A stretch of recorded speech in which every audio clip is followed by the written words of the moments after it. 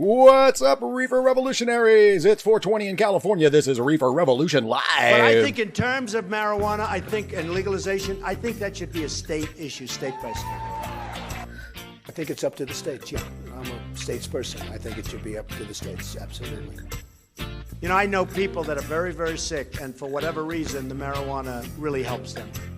Good people don't smoke marijuana. Well, the good people in about 8 states are probably going to legalize recreational marijuana this year. As week 1 in Washington, cannabis out of the gate strong. 3 bills are on deck. What's going to pass? Meanwhile, the new Reefer Madness is here, and it's much more sophisticated than the old one. But is it really? We're going to take a look at Murder Mountain. Well, we're not, because Netflix will shut us down, but we're going to talk about it. This is Reefer Revolution Live. Welcome all you good people in the chat. New people. Good Originals. People don't smoke marijuana. Oh, we sure do. And so do the people over at Weed TV, the Cannabis Media Network.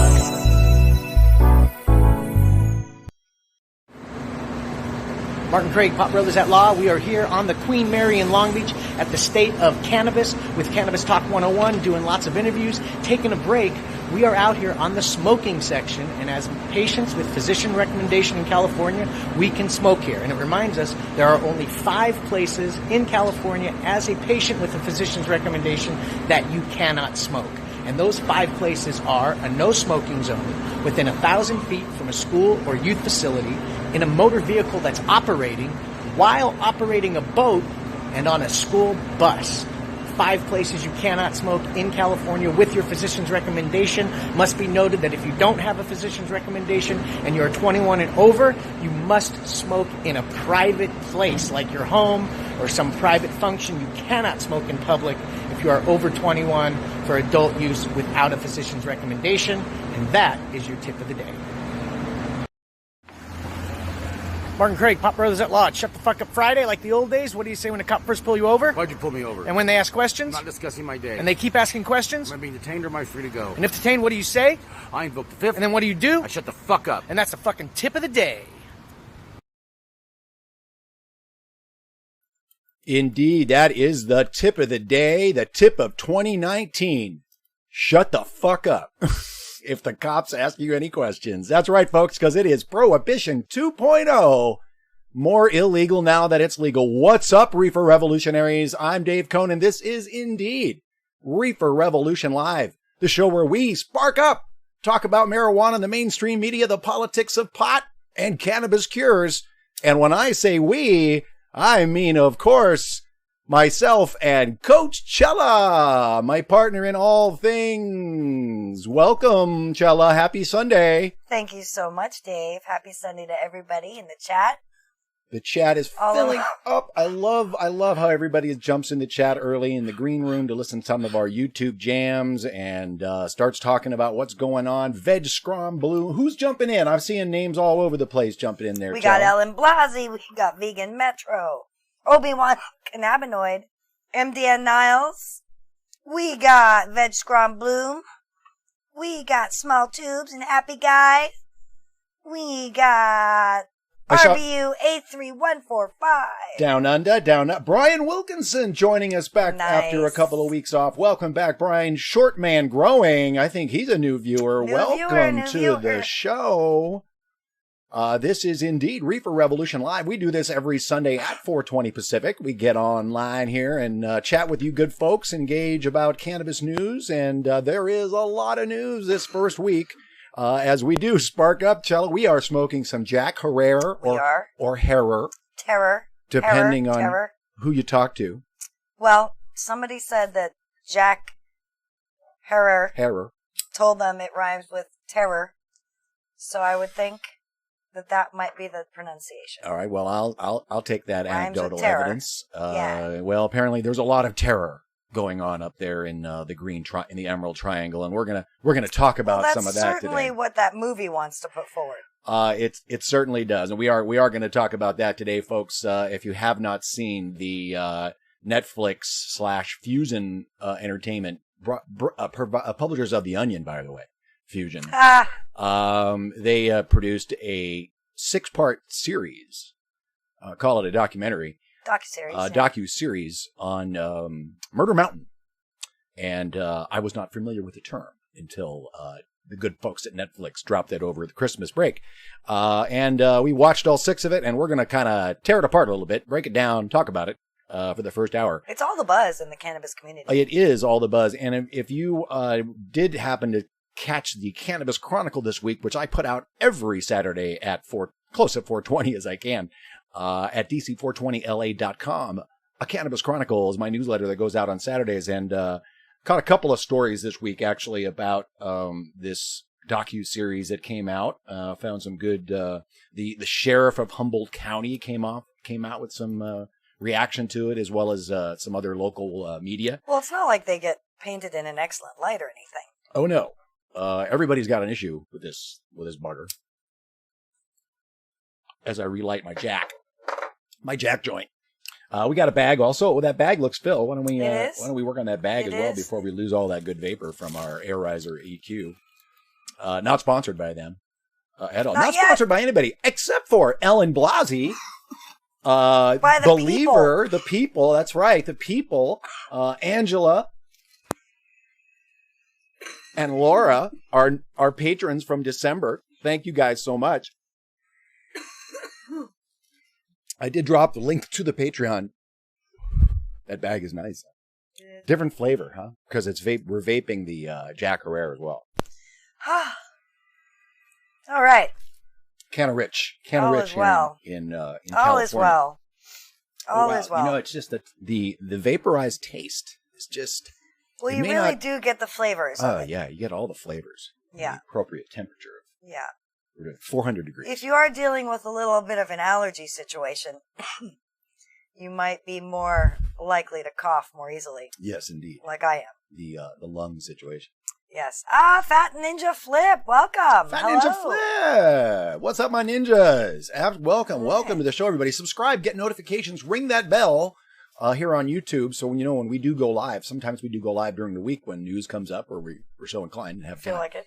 But we do this show, and I drop videos. I've been dropping some Emerald Cup videos. We're going to play one of them today. I'll be dropping more. We've been doing a lot of planning and stuff around the Emerald Cup. We're headed back up to Sacramento, beginning, or rather in early February, correct? Yes, February 5th. With regards to the Alzheimer's issue. Yes. And bringing cannabis into the conversation, trying to get some authorities up there, aren't you, Chela? I am. On the subject. Talk a little bit about that. The Alzheimer's Association has organized a Lobby the Legislator Day in Sacramento on the 5th of February. And I am going to be going up there. I'm not special or anything. They didn't invite me special. You too, if you're in California, can go up to Sacramento. We'll drop a link in the chat later, or in the description later, rather. And if you want to go to Sacramento, you too can go to Sacramento and lobby your legislator. I am going to put a little twist on it. Most people who go to these things wear black or purple, because purple is the Alzheimer's awareness color. I am going to be wearing all green and carrying a very thick binder that says Cannabis Helps Dementia. And it's going to be full of evidence, research studies, copies from books with highlights and things in it that show how cannabis helps dementia. And you've got lots of recent, media attention. Well, not so much media attention other than us, but science to back up what you're talking about. Yes, there's fairly recent science.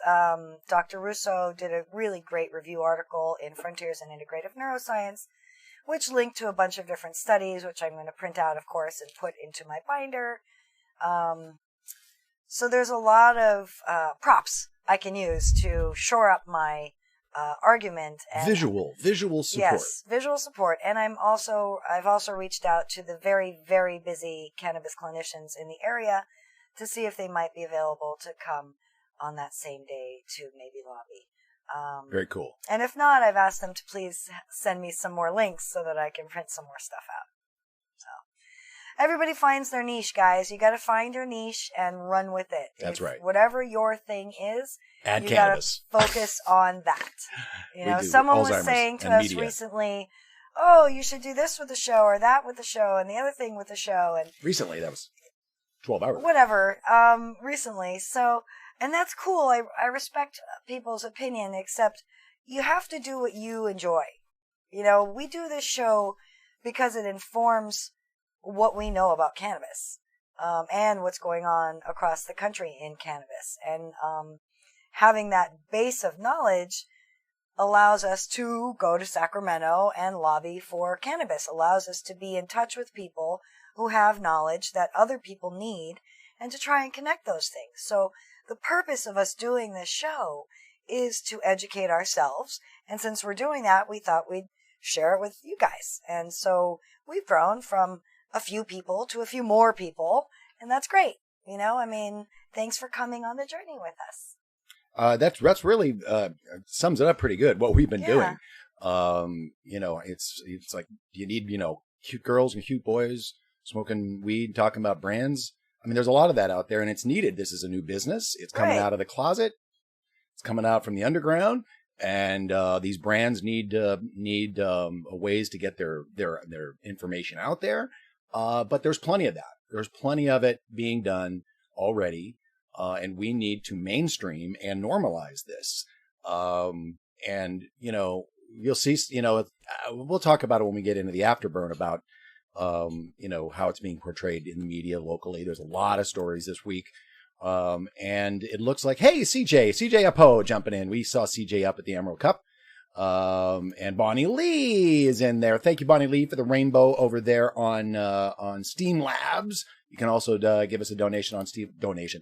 You know, we have been doing this for the fun.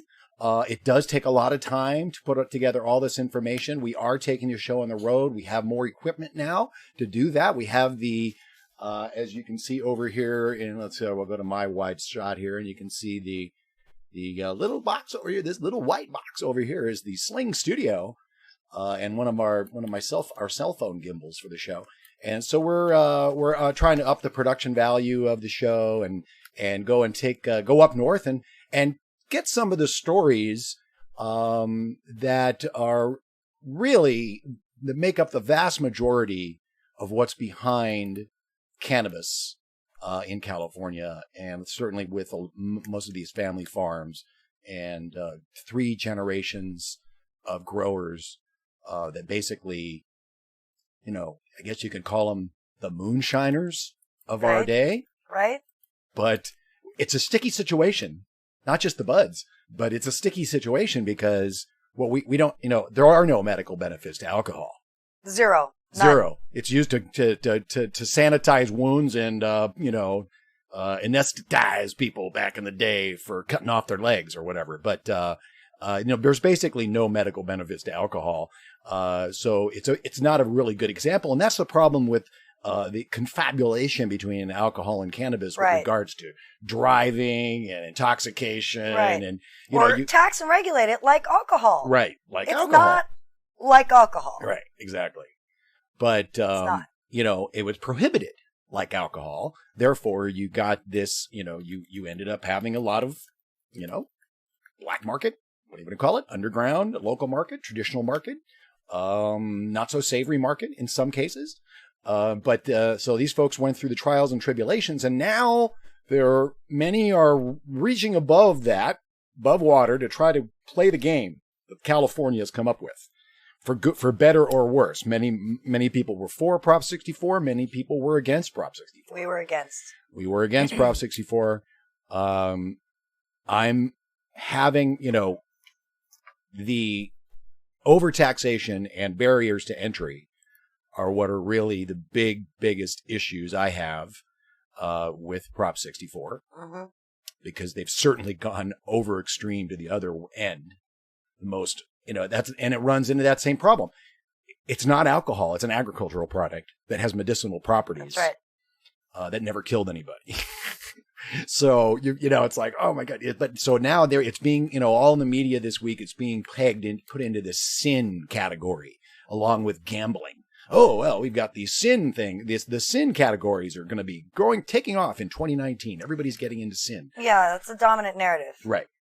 So there's that problem again. Here we have this something that's never killed anybody, only makes people happy for the most part. If it doesn't, you don't use it. Some people get nervous. And it contributes to your general wellness from top to bottom. We tried to kill more kids this week, by the way, with some gummies. Didn't do it. Apparently they got sick and then were sent. One went to the hospital and was sent home, but everybody's okay, as they always are. So, we keep trying, but, not us. Not personally. us. No, not personally. No, we don't hang out with cannabis. The plant keeps trying to kill people, but it doesn't seem to be able to do it. Plants don't kill people in any form. Just saying. Plants don't kill people. People growing plants sometimes kill people, which apparently that's what they're saying in Murder Mountain. That's what they're saying in Murder Mountain. Have you guys seen Murder Mountain? You guys know about Murder Mountain? Yes. Do you know anything about Murder Mountain? As anybody, the Alder Point 8, our growers, out there? which apparently are following us on Instagram, yes, now, which is Alder fascinating. Point 8 follows Reefer Revolution, so that's kind of cool. Hi.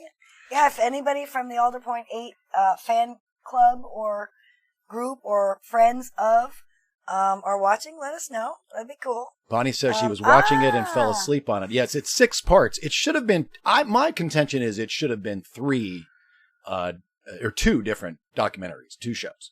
Well, you're not alone in that criticism. Several people have said that. I think that the way they combined it will potentially capture a wider audience than either would have alone. And generally speaking, to just sort of bring up some of the stories that I found about it in the Cannabis Chronicle, which you can find over at dc420la.com. Yeah. If I can get to the right screen here. Here it is. Everybody wrote about it this week. A lot of people did. There was Cannabis Now, had a pretty good article on it. That was a really good balanced article. I liked that Cannabis Now article. I thought that was the best one out of all the articles that were in the Chronicle. Right. About Murder Mountain. I think that's the most balanced of all of them. And you know what? The cops are freaking out that they're painted in a poor light. Local growers of Murder Mountain or Alder Point, or really the whole triangle. Some of them are making their objections as to how they were portrayed. But, for the most part, I think that folks familiar with the local practices are saying that it isn't that far away from the truth. So I think that's an interesting commentary from people on the ground, that it's not that far from the truth, even though it might have been embellished a little bit. So, I definitely am not going to play the clip we wanted to play from it because I sort of did an experiment and uploaded it as a private video with no title, and they immediately blocked it worldwide. So I'm not going to play. Should I play the trailer? No. But you should. Why is that allowed? I would think it's a minute-long trailer on Facebook that's posted out there on this left coast media. No, don't do it. It says watch the trailer. Don't do it. But what I would say is tell them where the part is that we wanted to show them. Oh, well, I'd have to remember that. It's So in a nutshell, Forbes wrote about it. One of the things that I found really interesting is that the Humboldt County Sheriff's Office, who is featured prominently in the piece, put out a statement yesterday, 2 days ago, and what happened was the filmmakers. I'll read from this statement here. This is January 4th. Following is from Humboldt County Sheriff's Office. This is posted in the Times Standard. A note about Murder Mountain. The Humboldt County Sheriff's Office has received several inquiries following the recent release of the docudrama Murder Mountain on Netflix. In this television show, multiple members of the Humboldt County Sheriff's Office were interviewed along with other members of the public. The original plotline of this series, as presented to the Sheriff's Office upon consideration of our participation, was to examine the changes in the county as a result of marijuana legalization, highlight the challenges of law enforcement in rural jurisdictions, and present a historic comparison of the county's green rush and timber rushes. At some point during their time in Humboldt County, the producers of Murder Mountain decided to change the scope of the series to focus on the ongoing homicide investigation of Garrett Rodriguez. Now, there's a bit of a reputation in Humboldt County, and this series you might have heard. And this series does take a look at the legalization and its effects on the county and the people trying to get licenses, a couple of them, and the people that aren't.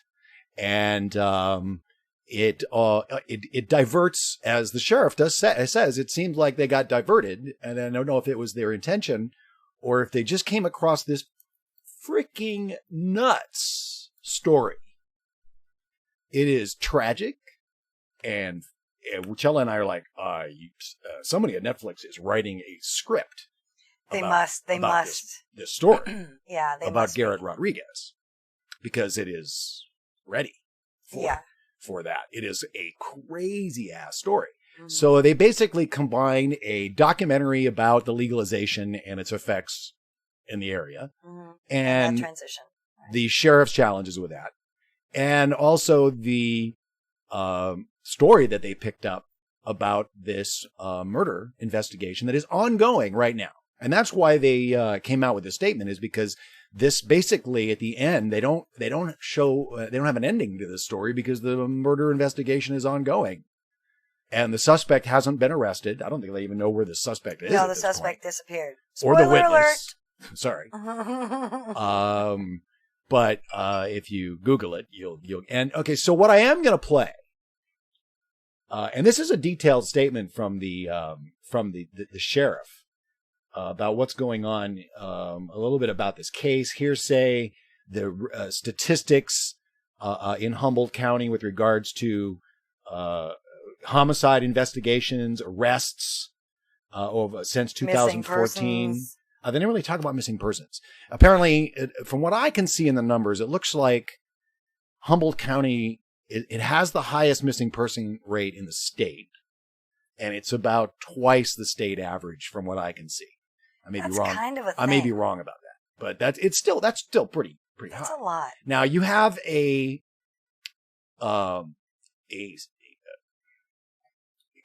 industry. They call it an industry in this one other documentary. This other, it's basically a 20-minute video that I found about. It takes a pretty good look, it's sort of a peek into the trimmigrant community up there, and they talk about legalization. Made by trimmigrants. Made by, yeah. I mean, it's. I bet the guy who made it wears a hoodie. It's very it's liberty, man. It really is, and it's an economy, and it's pretty crazy. It's pretty wild, and it has the Wild West sort of mentality or feel to it for many years now. This has been, and this is not new. This is how the Emerald Triangle was, started. Not the crime necessarily. No, it was hippie love, yeah, and people trying to escape the status quo and the man. Crime came later, when the reins, basically the harnesses, were taken off of the growers in California with the medical laws. So, when the demand shot up. Right.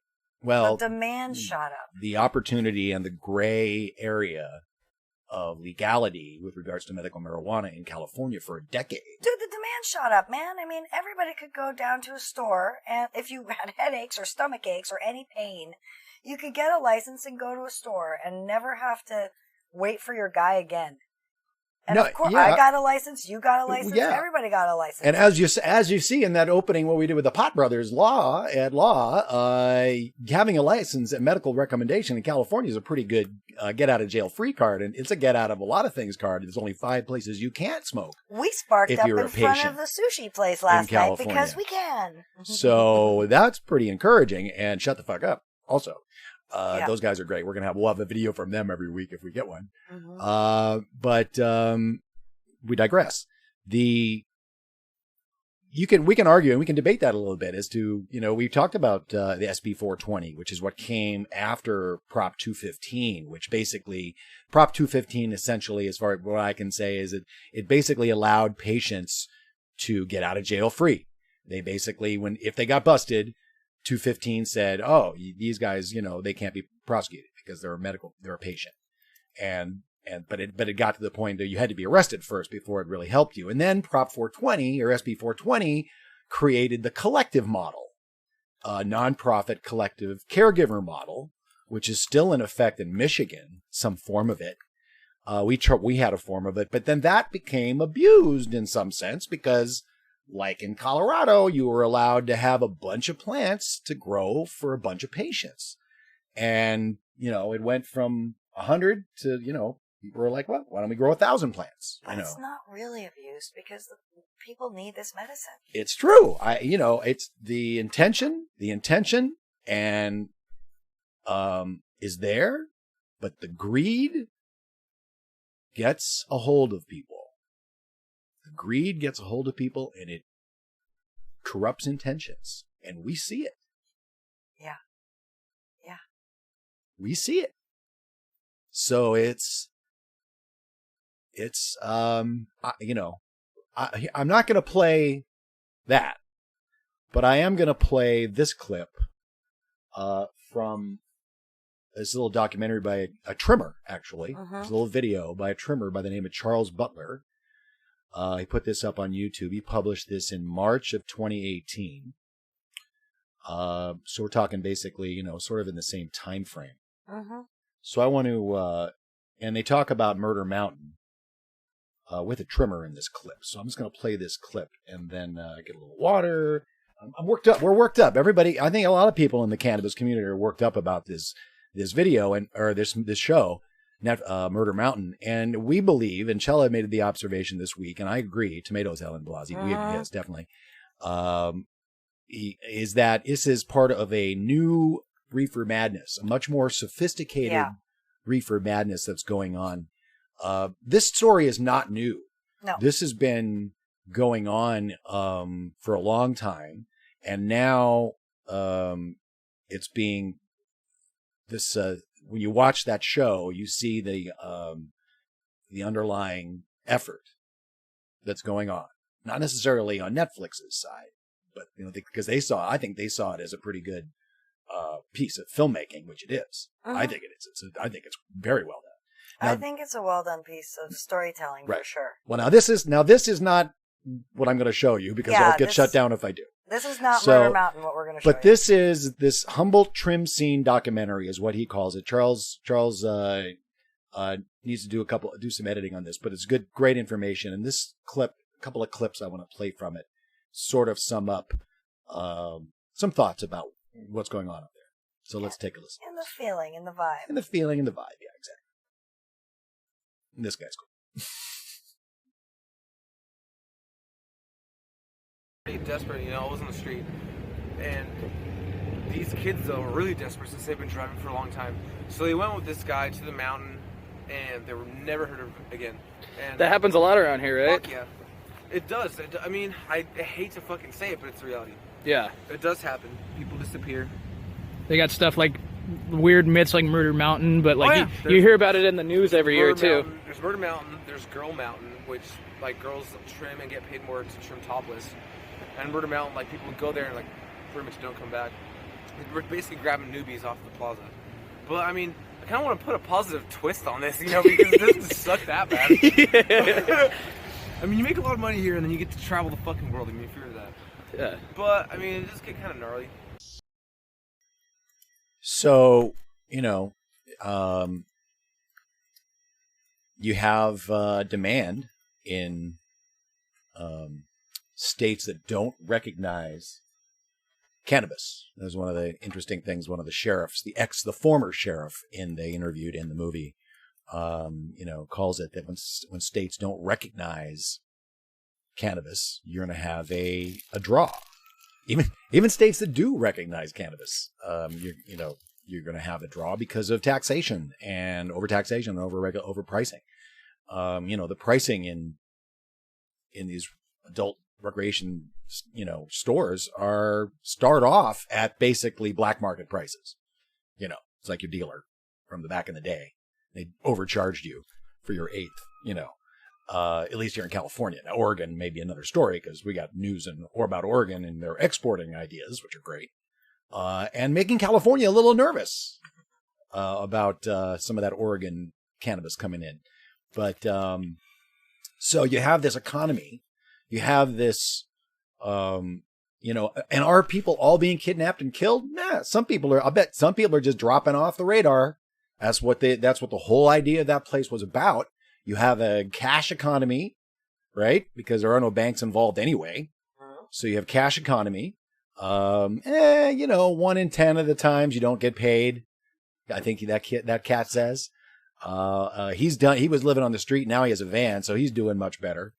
And then you've got your travelers that come in, grab a bunch of cash, and then go back to their country, which I'm betting they're on a visitor travel type of visa or something, and they're not on a work visa, that's for sure. And they're in there for 4 or 5 months. They do their job and da-da-da. Now, the argument about getting legal is that, well, we're going to create a long-term economy with good paying jobs that provide health care and, a regular paycheck. But the argument for some of these cats in this little video that I watched is like, why do I want to do that, man? Why do I want to be part of the system? I don't want that. I don't want a 9 to 5. I don't want to be a slave to that. Now some of these people apparently are slaves. They can't leave. They got to work topless on Topless Mountain. I didn't know about Topless Mountain. You didn't? Girl Mountain. Girl Mountain. I didn't know there was a whole mountain devoted to exploiting women. Exploiting women. I didn't realize that.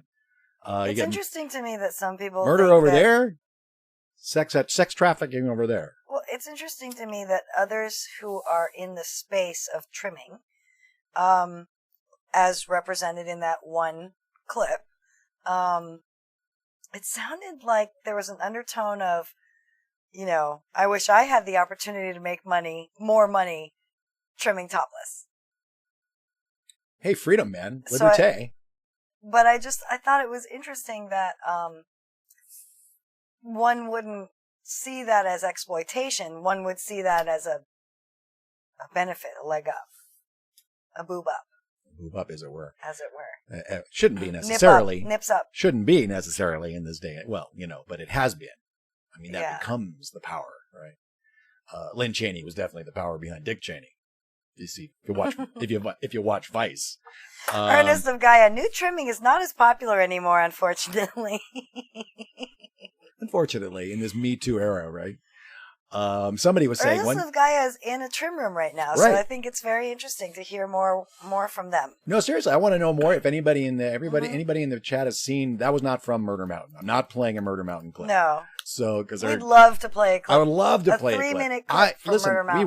We watched it almost back to back. We almost didn't fell make it asleep through the last two. I watched the whole thing. Chela went to sleep.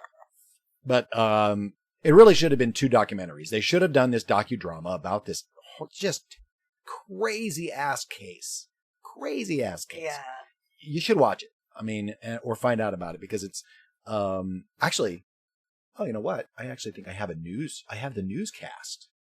Remember? You found the newscast, so that at least people will know what it's about. We'll talk a little bit about your sophisticated. The Reefer Madness 2.0. Yes, angle? Talk about that a little bit. Well, I see if I can find the news report about Rodriguez Garrett. So we've been noticing there are lots of stories now that aren't your, oh, cannabis will make you crazy, oh, cannabis is bad. It's more sophisticated, like, I was a long-time smoker and I smoked until I couldn't anymore because I had crippling anxiety. There's stories like that. They're more subtle. They're more involved. And I'm seeing a lot of stories like that. So, folks, as people who love and support and appreciate the cannabis plant, you need to start writing op-eds about how cannabis helps you. You need to write letters to the editor, postcards to your elected officials, talk about it in coffee shops, talk about it to service workers who can't get away from you, talk about how cannabis helps and serves you in your life, because the mainstream media does not put out those stories. They don't. We are looking for them every week. We are particularly scouring for good stories. We throw out all the really typical reefer madness shit because we've all seen it a million times. We're all adults here. As much as we can, anyway. As much like the as gummy we can. worms, like the gummy worm story in the school. You know, it's like yeah, it happens all the time and nobody does. Yeah. So we can't get show over those anymore. We don't have time for that. The Yeah. show's already too long. Halloween, So, yeah, it's already too long. With good news. yeah. So we try to keep the good news coming, but a lot of like the good news that's coming is like, oh, this business just opened, or oh, here's this financial thing, and I am looking for more medical stories, y'all. I am looking for stories of how cannabis companies are showing excellent corporate responsibility by using, by hiring people affected by the drug war. I'm looking for stories like that. And there aren't those stories. And I don't think it's because it's not happening. I think it's because the media isn't learning about it. So if you know about these stories, you got to let the media know. Write an op-ed, send letters out, let people know. That's my toke. Ernest of Gaia says, we are a self-organized, autonomous trim collective. Oh, far out. And all good cooks as well. It sounds like, yeah, you're like a co-op. It's like it's like a temp agency that organizes I love it. the people. So it's sort of like I wouldn't call it a union cooks as necessarily, but I would put it in the same category almost as, because, quite frankly, it's an unsanctioned job, here's the interesting question. Can that program translate into working because obviously still these big companies that are going legal, they obviously are going to need more employees and more staff during the harvest season and during the trimming season, right? So does your collective, or do you provide groups? Is that what you do to these companies, these legal companies? Or is that just sort of like a, what you call yourself? But because that, you need that, right? You need that to provide, it would be a seasonal employee. You need gift wrappers for Christmas. You need, you need people for that. And, it's like a lot of day workers. Alexis in the house. Alexis Bortel, everyone. Friend of the show. Welcome, Colorado. And, waiting for news. Somebody asked about if there's an answer, if there is any update on the federal cannabis lawsuit. I don't think there is, Alexis. I don't think there is. I'm sure she would say. I'm sure we might have got a note. But we are waiting, hopefully, for January news about that. Oh, Ernest of Gaia, it is a co-op. Great. Awesome. I love it. Yeah, that's fantastic. So that's great. So and they're going to go feed refugees. I love it. Now, see, that's so exciting. So that's what we need, Now, are the folks, some of these cats are like, oh, man, screw the system, man. I don't want to put my name on a list. That's part of the problem, of course, is now they have a list, and the sheriff openly agrees to that. We've been saying that for, it's more illegal now that it's legal, and they have a list of who is legal and who's not legal, and they look at a satellite photo and say, he's not legal, he's not legal, he's not legal. And literally, I mean, there's surprises and twists and turns in this documentary, and as what's going to be the problem in all of this is that you've got a legal guy right next to a guy who's not legal. In the eyes of the system that hasn't paid the taxes or the permitting fees or isn't in the process. And this is a division that's going on up there between families that are like, 3 families and next to each other, and one's going legal and everybody else is like, what are you doing? Yo, dude. Wait. I'm not doing that. Yeah. And now they have, okay, this guy's legal, but look what's next to them on the picture. Those guys aren't. According to our list, those guys aren't doing anything. We better shut them down. Send them a letter. And this dissolves, the non-compliant in the area. So they've got a list, and they're using it. They're using it in LA on dispensaries. And now the list just got bigger in California because in 3 days, and we've been talking about this too, more compassion is gone in the state of California. Compassion is being completely diluted in cannabis in California, though we've tried last year. We're hoping with the new governor that's going to change this year. New efforts to bring compassion back to cannabis in California, which would be nice because that's how it started. Despite the criminal element, whatever you want to call it, trafficking element in this, greed element got into it. It did start in compassion and patient access, which is now gone. Oh, they can walk in any store and pay for, luckily we get pills now. You don't have to buy a pound of chocolate to get enough dosage, if you even can do that in California. Pay 35% tax in the city of LA at black market prices to start with. Big article this week in the Chronicle from New York Times about now the tricky part, getting people to buy legal cannabis because sales were down last year, folks. Do you think? Surprise, surprise. Medical cannabis, legal in California, sold in 2017 more sales than recreational cannabis in 2018. So, got a sticky situation in California, and something's gonna break. And it's not icky sticky.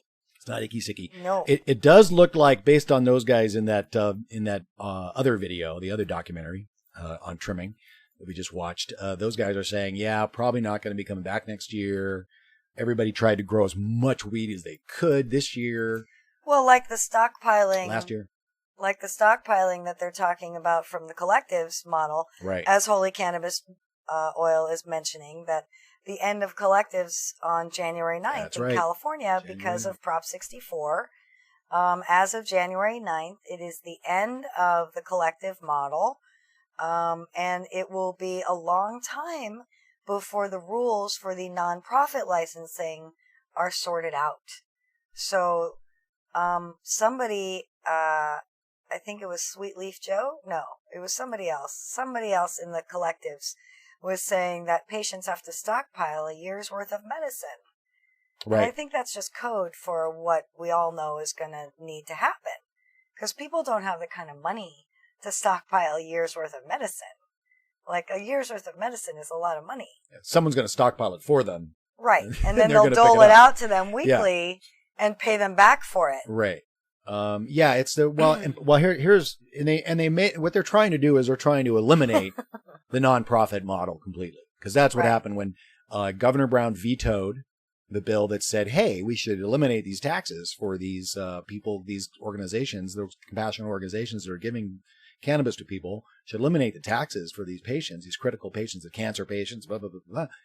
Governor Brown vetoed that. Yeah. After it passed by 95% or something in the state legislature. He vetoed that because it wasn't in the spirit of Prop 64. Well, what is the spirit of Prop 64? Taxation and regulation. Money. And patience. He also not wellness. He also delayed the report on the nonprofit system for a year. Yep. We were supposed to have a report on how the nonprofit system worked and could work in California. And it was due like the same time that cannabis became legal, or at some same front. Today. It was due the 9th. It was due, man. Of it was January. Basically delayed a year. He said, no, okay, you can wait a year. Yeah. So we're not going to know what they think for a year. Well, what's that year going to do? It's going to drive more people into the local market, make people more basically make these collectives criminals for a year. And maybe more patients will have to use more nefarious sellers. Oh, you mean Facebook? Maybe sellers who don't necessarily screen for mold or other things. Oh, you can, they'll buy anything. And, like I say, these guys, it's like, the clip we were going to play for Murder Mountain is like one of the guys that's getting compliant is like, they talk about the legalization and the new rules and the regulation and the testing. How everything has to be clean. And everything has to be clean. And he says that eliminates 3/4 of the growers in the Emerald Triangle. Right. That's what that one guy said, who is doing everything he can to get to get legal and be legal and pay people. And he's been there forever. And his wife was a trimmer that he got off the street. Hey. Well, that came up to work. Sorry, that came up to work as a migrant worker. And basically these are all, migrant workers from all around the world, that come there every year. And it's great to see that in this crazy. So so Tarly's in the house. We got Ernest of Gaia. So we've got some trimming. We got trimmer. We know we have trimmers in the chat. That's right. Do you think, have you, Ernest of Gaia, you're doing it. Is this going to make it better? Is this going to make this a more viable, safe? You mean legalization? Yeah, legalization. Regulation. Taxing and the whole situation. It's obviously going to weed out a lot of the chaff. We intend all puns, by the way. Or trim. Weed out the trim and the stems and the seeds that you don't need. Well, as the old saying goes. But I'm curious. Is this overall going to make things better? Because it's like, if you're going to prohibit it, it's still prohibited in, 20, however many states are medical and, is it? Okay. So we got 10 states recreational. It's still prohibited in the other ones for the most part across the board. And even then you can't bring it in. You can't bring it into a legal state. People get busted all the time in the news, bringing more stuff into a legal state because of taxation, because of stigmatism. People don't want to go, get on a list, DA and, somebody who works for the city doesn't necessarily, or the state doesn't necessarily want to go in and put their name on a list and show their ID and say, oh yes, I'm going to buy cannabis, right? A lot of people, you can lose your job still. You lose your job, you lose your apartment. You can't grow your own. That's my resolution for 2019. We're going to grow in our 2 square feet that we're allowed to grow in our rental. That's right. We are going to grow our own. We're going to grow whatever we can grow in 2 square feet. Yep. Until we convince our landlords otherwise, because if you rent in California, it's all up to them. That's right. And even if you don't rent in California, if your neighbors are bothered by it, you can't grow it. They see it, smell it, or otherwise find out you're growing your 6 plants, they can complain about it and stop you from growing. Yep. So it's not like it's legal in California. Right. 88% of the state has banned commercial activity. Yeah. Isn't that the number? Pretty close to it. It's a large, large. Like number. only 25% of the state is allowing cannabis to be legal. Yeah. In California. In California, yeah. Crazy. The largest market.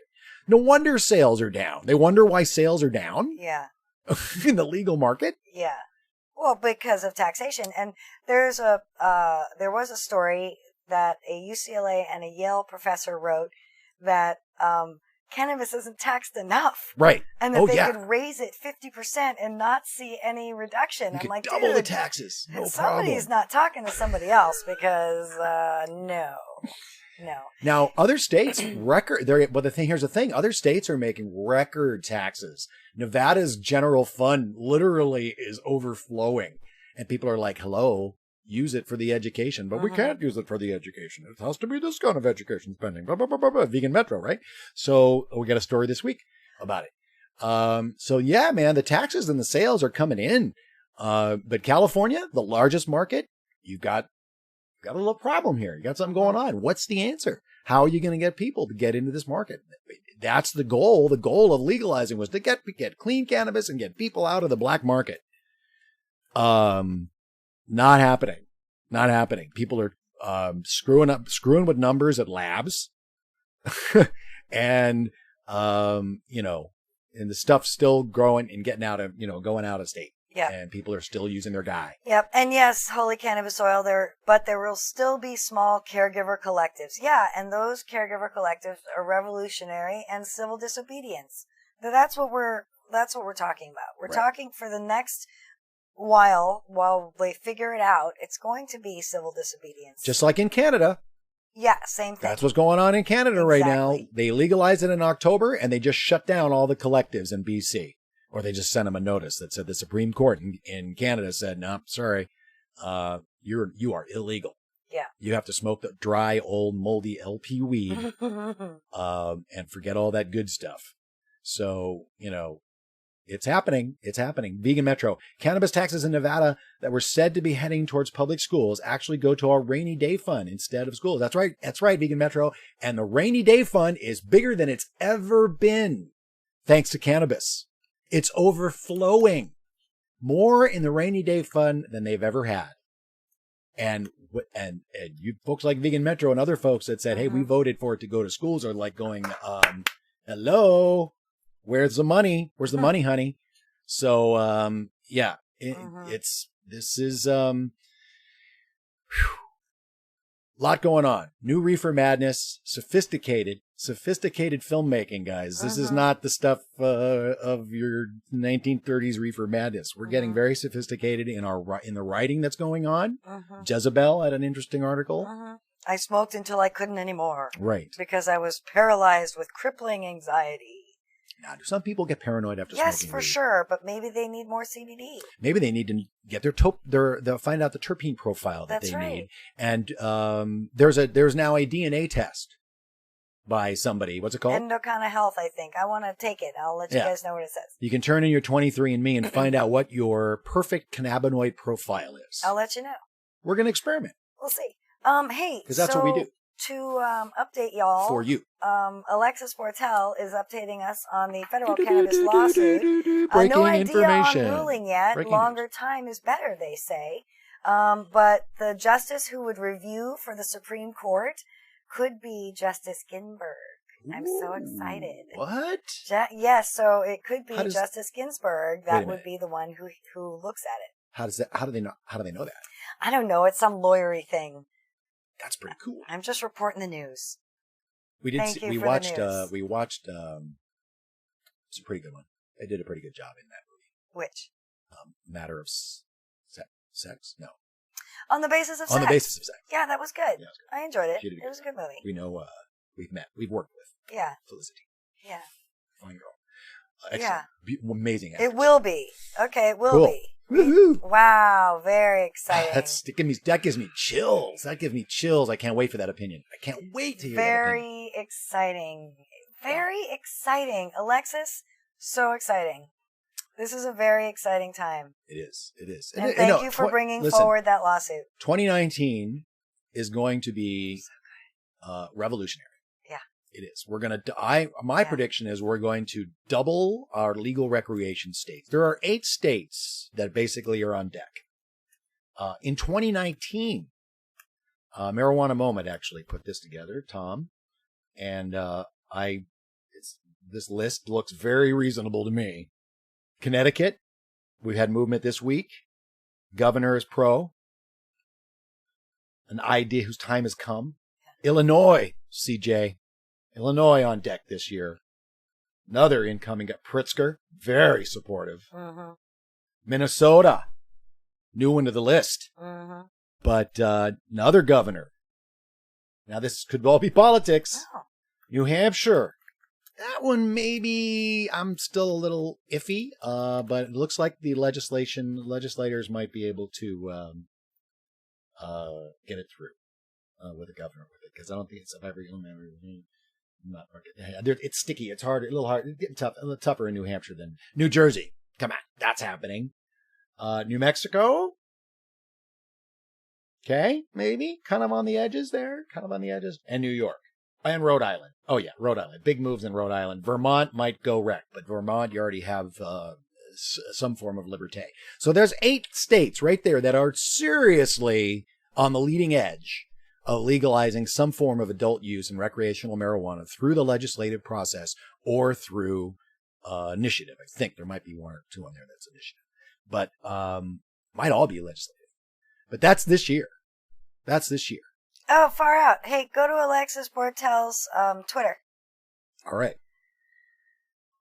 We'll do it. So Alexis Bortel threw down the gauntlet tonight to the media. Nice. Very nice. I'm so happy that you're leading.